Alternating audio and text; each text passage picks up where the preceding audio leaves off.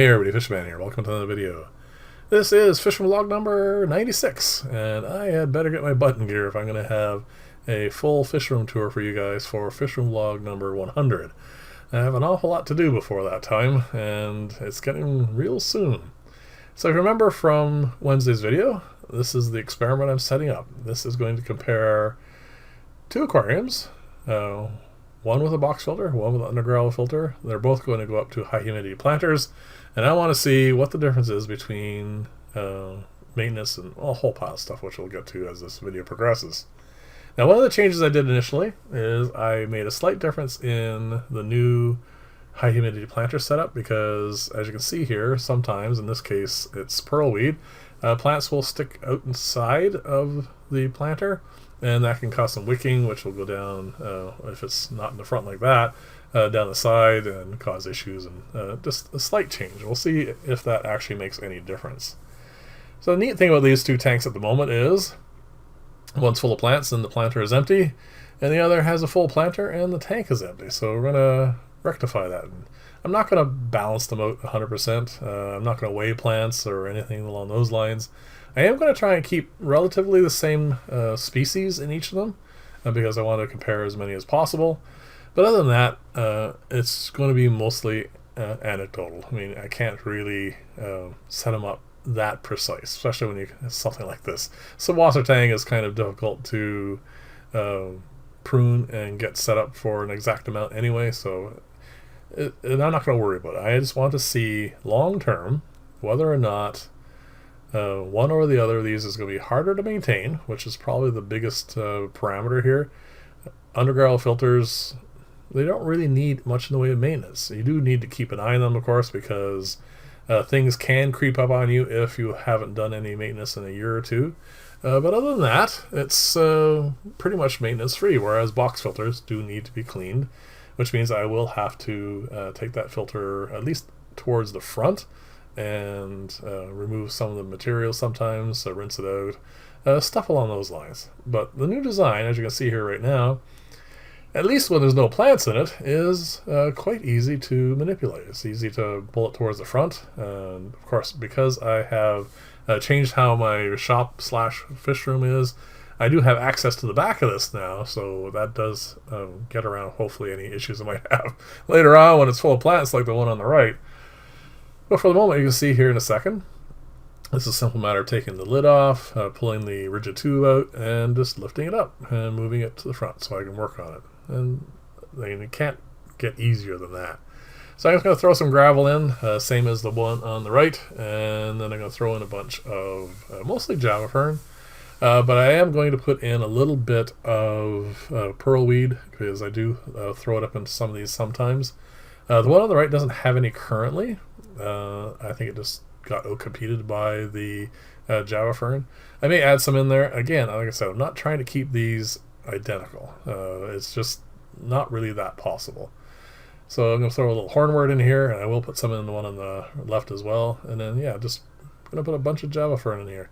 Now, obviously, the amount of plant material in the top of the planters is going to be different initially.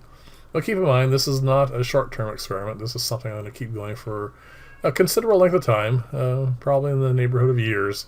I will obviously give you fairly reasonable and frequent updates on how they're doing. Well, it'll be all done in the Fish Room Blogs, of course. That's where I do almost all my updates these days. And we'll gradually get a picture, I think, of how this is going to look, how it's going to compare. There's the pearlweed. And yeah, I mean, it's one of those things that it may not actually show any difference, but I'm hoping that there will be something. Clarity of water, fish growth, who knows? We'll just see. Again, like I said, it's going to be something that's going to be long term. Now, before I get too far into this, and I forget, I wanted to thank everyone who participated and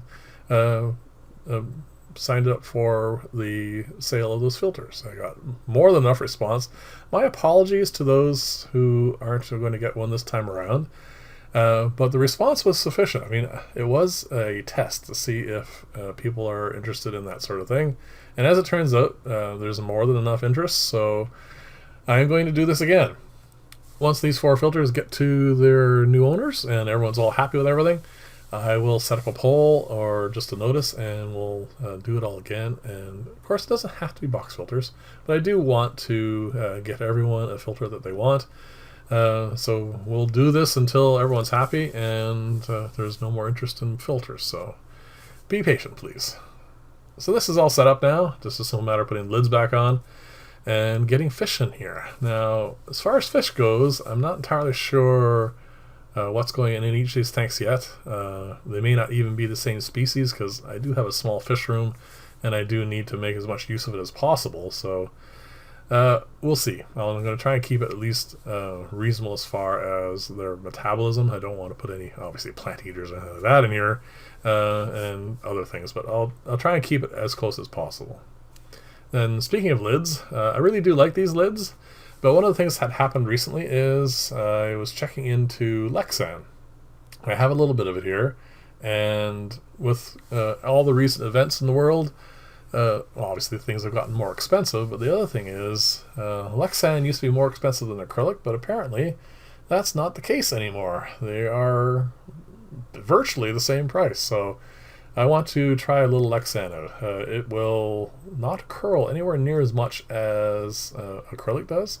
I don't like using acrylic, I don't like using Lexan for filter builds and stuff because it doesn't weld as well, but it may have a little niche, I suppose, if they work out well for lids, so I'm going to try that out soon.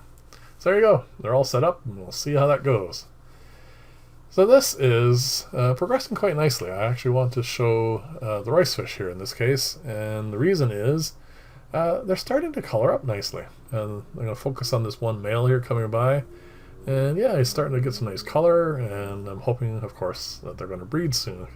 They're not the most beautiful fish, but they're interesting in lots of other ways, so I want to see how that turns out. This was my attempt to grow Daphnia and, well, Cyclops and a whole pile of other stuff in an aquarium instead of those jars. And if you look closely near the bottom here as I get this camera rested, it's actually turning out really quite well.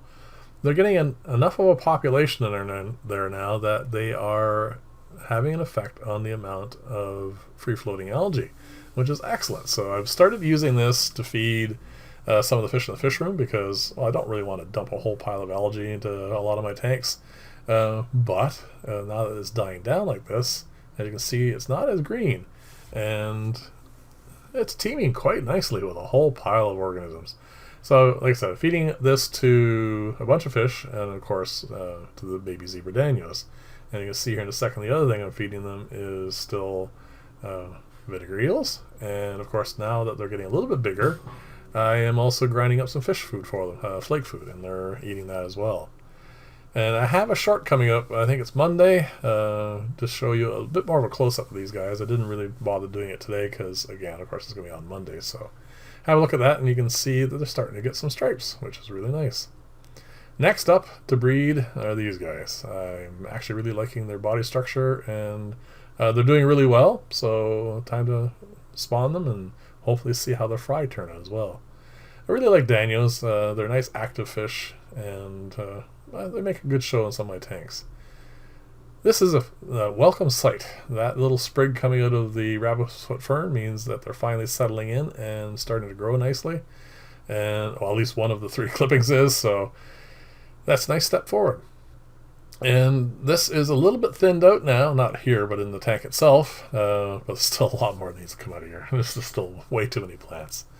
So anyway, thank you to everybody who participated in everything. Let me know in the comments section below what you think of all the stuff that I covered today. And as always, just thank you for watching. I really do appreciate it.